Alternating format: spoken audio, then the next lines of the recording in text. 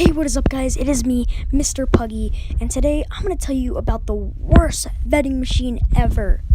So this vending machine is in my school, and the school's been too lazy to even fix this, so it's still broken. So the first time I found out about this, I just wanted a snack, and so I went to the vending machine, and this is what happened. Dang it took my money. I wonder where that money goes.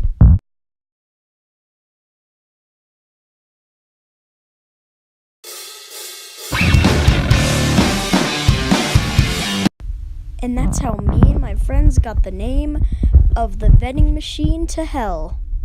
Dang it, I wanted some Dorados.